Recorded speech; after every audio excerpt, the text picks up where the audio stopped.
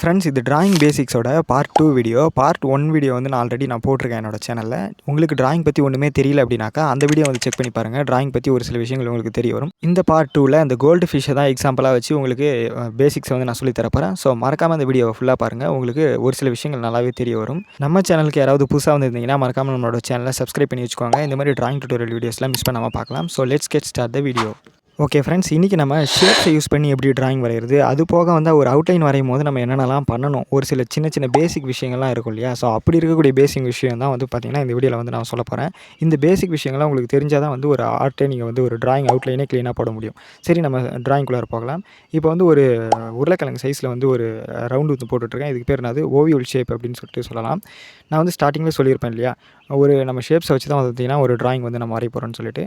So ovule ஷேப்பில் நான் வந்து ஒரு சர்க்கிள் போட்டுக்கிட்டேன். இந்த சர்க்கிள் வந்து ரொம்ப க்ளீனாலாம் கிடையாது. பார்த்திங்கன்னா கசமுசான லைன் தான் நான் போட்டிருப்பேன். இந்த சர்க்கிள் தான் வந்து பார்த்திங்கன்னா நம்ம போட்டிருக்கக்கூடிய அந்த ஃபிஷ்ஷோடைய அந்த உடம்பு வந்து இதுக்குள்ளார வரும். ஸோ டோட்டல் டிராயிங் நான் வந்து வரையல. இந்த உடம்பு வருது அப்படிங்கிறதுக்காக தான் அந்த கண்ணையும் அந்த ஒரு சின்ன ஒரு லைனையும் நான் வரைஞ்சிருக்கேன் இந்த ஷேப்குள்ளார. பார்த்திங்கன்னா ஒரு ஓவியல் ஷேப்குள்ளார இதோட உடம்பு வந்து போயிடுச்சு. ஸோ மீதி இதுக்கு இருக்கிறதுலாம் பார்த்திங்கனாக்கா அந்த துடுப்புலாம் இருக்குது பார்த்திங்களா. இந்த துடுப்பில் மேலே போட்டிருக்கேன் இல்லையா, இந்த துடுப்பு மட்டும் நான் வந்து க்ளீனாக போட்டுக்கிறேன். மிச்சம் போடுற துடுப்பு எல்லாமே பார்த்திங்கன்னா அதுவும் ஒரு ஷேப்குள்ளே தான் வரும். பார்த்திங்கன்னா இந்த ஷேப் வந்து பார்த்திங்கனாக்கா ஒரு டைமண்ட் துடுப்பு, அதாவது இந்த துடுப்பு பார்த்திங்கன்னா டைமண்ட் ஷேப்பில் இருக்கும். ஸோ அதே மாதிரி இப்போ அந்த கீழே போடுறோம் பார்த்திங்களா, கீழே ஒரு துடுப்பு. ஸோ இது வந்து பார்த்திங்கன்னா ட்ரையாங்கிள் ஷேப்பில் இருக்கும். ஸோ அதே மாதிரி பக்கத்தில் ஒரு துடுப்பு போட்டுக்கலாம். இதே மாதிரி மொத்தமாக இருக்கிற எல்லா இந்த மீனில் இருக்கக்கூடிய துடுப்புகளையும் ஒரு ஷேப்புக்குள்ளே தான் அடங்கும். அது வந்து ட்ரையாங்கிள் ஷேப்பில் அடங்கும். இப்போ வந்து பார்த்திங்கன்னா நம்ம 3 ஷேப்ஸ் வந்து யூஸ் பண்ணியிருக்கோம்.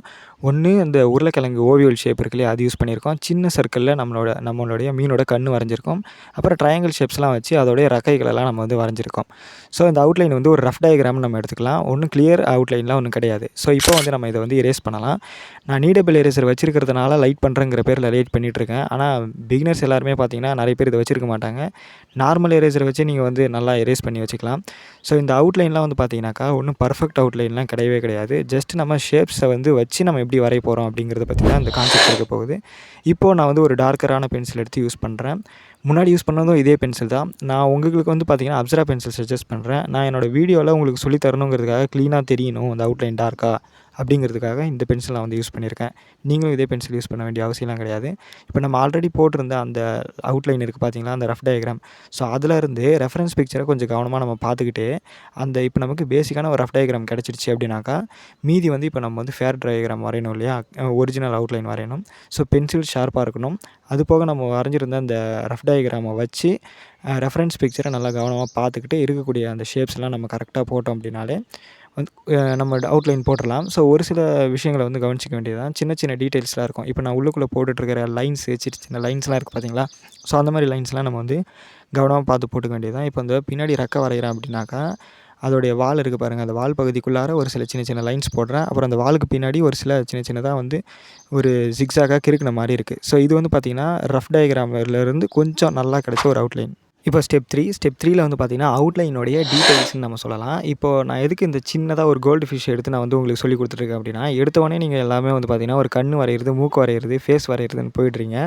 அவுட்லைனை பொறுத்த வரைக்கும் பேசிக்காக அந்த மாதிரி சின்ன சின்ன விஷயங்கள் நீங்கள் தெரிஞ்சுக்கிட்டிங்கன்னா தான் ஒரு அவுட்லைனை நல்லா நீங்கள் வந்து கரெக்டான ப்ராப்பராக வரைய முடியும்.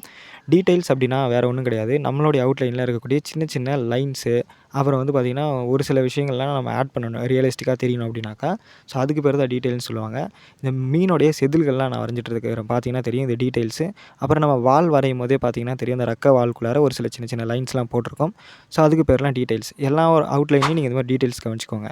ஸ்டெப் 4 லைனோடைய வெயிட்டு. இப்போ நம்ம ஒரு அவுட்லைன் வரைஞ்சிருக்கோம் அப்படின்னா ஒரு சில இடங்களில் அவுட்லைன் வந்து டார்க் பண்ணணும். ஸோ அந்த சின்ன மீனில் வந்து பார்த்திங்கன்னா நான் அந்த செதிலுக்கு முன்னாடி ஃபேஸ் கிட்ட, அப்புறம் அந்த மேலே இருக்கக்கூடிய இடத்துல இப்போது பார்த்திங்கன்னா நான் டார்க் பண்ணுற எல்லா இடமும் வந்து பார்த்திங்கன்னா ஷேடோஸ் வந்து இருக்கும். ஸோ ஷேடோஸ் இருக்கிற இடத்துல நம்ம அவுட்லைன் வரைகிறோம் அப்படின்னாக்கா லைன்ஸை வந்து இந்த மாதிரி வந்து டார்க்காக போடணும். ஸோ லைனோட வெயிட்டுன்னு சொல்லுவாங்க. இது பார்த்திங்கன்னா அந்த லைன் வந்து நம்ம ஸ்டார்ட் பண்ணும்போது பார்த்திங்கன்னா டார்க்காக இருக்கும். ஸோ அது ஃபினிஷ் பண்ணுறப்போ லைட்டாக வந்து முடியணும். ஸோ அப்போ தான் நம்ம நமக்கு வந்து பார்த்திங்கன்னா ஒரு அவுட்லைன் வந்து ரியலிஸ்டிக்காக வந்து தெரியும். அண்ட் அது போக நம்ம வந்து இது ஷேடோஸ் வந்து டிஃபரெண்ட் பண்ணி நம்மளை வந்து ஷேட் பண்ணுறதுக்கு இந்த லைன்ஸ் வந்து யூஸாக இருக்கும். ஸோ ஷேடோஸ் பற்றி வந்து ஷேடோஸ் அப்படின்னாக்கா எப்படி சொல்கிறேன்னா, ஒரு டிராயிங்க்கு வந்து எப்படி எப்படி ஷேட் பண்ணுறது அப்படிங்கிறத வந்து நான் வந்து அடுத்தடுத்த வீடியோஸில் வந்து நான் போட ட்ரை பண்ணுறேன். இதுதான் லைனோட வெயிட். இப்போ லைனோட வெயிட் போட்டதுக்கப்புறம் ஸோ ட்ராயிங் எப்படி இருக்குன்னு பாருங்கள். இப்போ நான் வந்து ஸ்லைட்டாக வந்து இதை ஷேட் பண்ணி காமிக்கிறேன்.